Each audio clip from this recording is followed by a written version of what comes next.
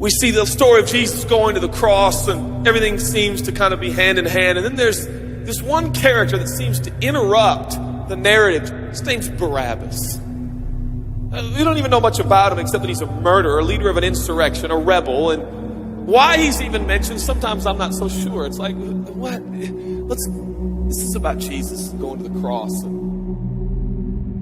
So in this moment, Pilate thinks, I hold the destinies of these two men in my hand. I know the Jews have a tradition that on a holy day, I will release one of the prisoners on death row. Pilate stands on this audacious stage, who now presents Jesus, Son of the living God, versus Barabbas, the thug and rebel. He says, all right, who do you want? This is blasphemy. This has gone too far. There's no comparison. This is a rightful prisoner, a man who should be on death row. He's a rebel against Rome. He leads a rebellion. He murders people. He's a bad man. He's a thug and he's a crook. He deserves the chains and he deserves the crucifixion. Jesus?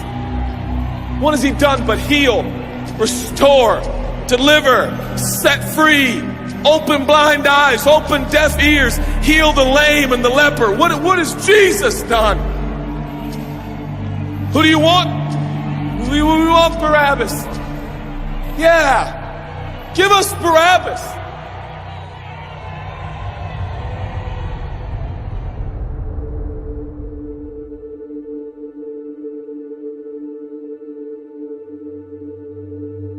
People say, give us Barabbas. The Roman soldiers come up and they put the key in and they unlock Barabbas from his chains and shackles. And he walks down the platform, welcomed by all of his thug friends. Yeah, the people love me. Yeah, that's right. I don't even know who this Jesus guy is, but all I know is my people love me.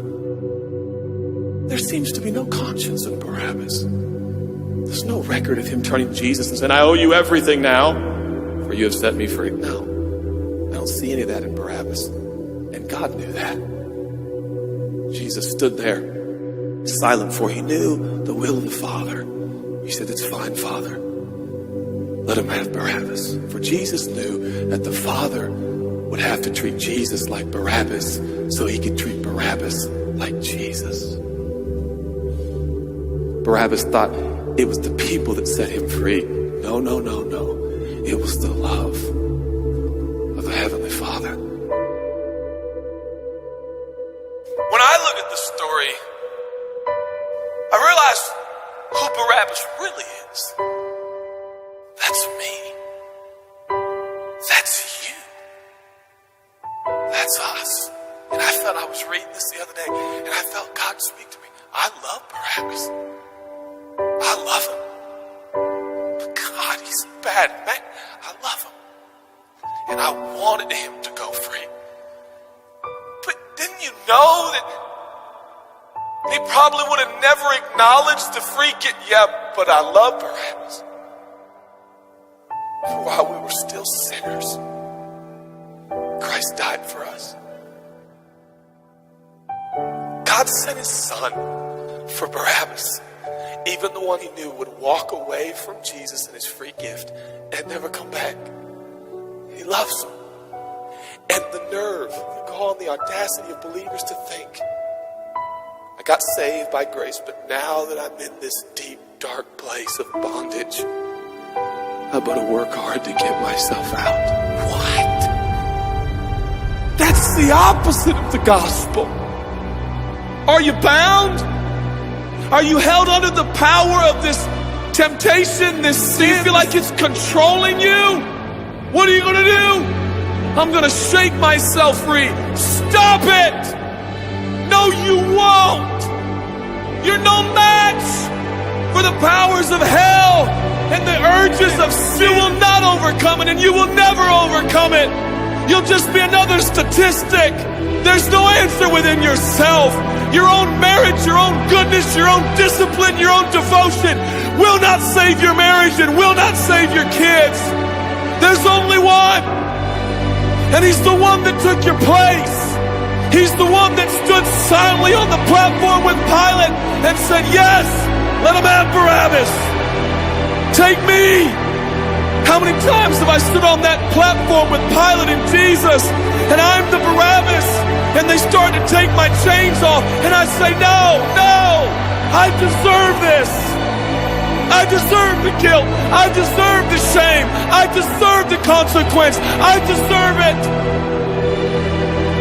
Jesus seems to look at me, say, no, son, let me have it. Let me have your sin. Let me have your pain. No, God, I did it to myself. I deserve it. My marriage won't make it. This is what I deserve. I deserve divorce. I deserve poverty. I deserve sickness. I deserve it all. No!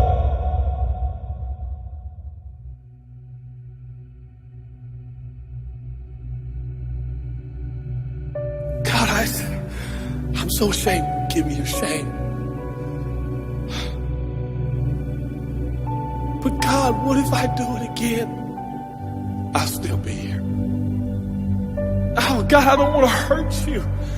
I love you. I don't want to do this anymore. Give me your sins, son.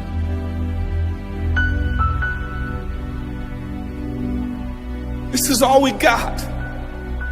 It's all I got. It's all you got. We can play games. We can play church games. We can pretend like some people are better than others and that's why they're blessed, or we can all come to the honest conclusion that it's God. And it's God alone. The greatest challenge is not your discipline, your devotion, your focus. Your greatest challenge is believing the gospel. Could it be that there's a God with a love so scandalous, so wide, so deep, so vast, so high, so expansive, so welcoming, so inclusive? Let me have your sin, son. Okay. And I give him my sin.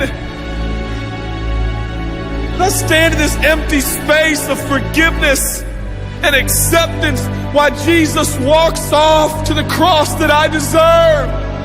I see him walking to the post to be whipped. As I stand a free man, all the attention is turned now.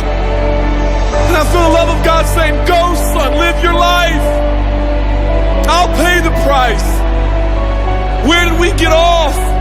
Thinking that we were gonna set ourselves free. It's still Jesus. It'll always be Jesus. It'll never stop being the power of Jesus. If his blood is sufficient for your salvation, his blood is sufficient to sustain you through every challenge and every sin and every temptation. Jesus is enough.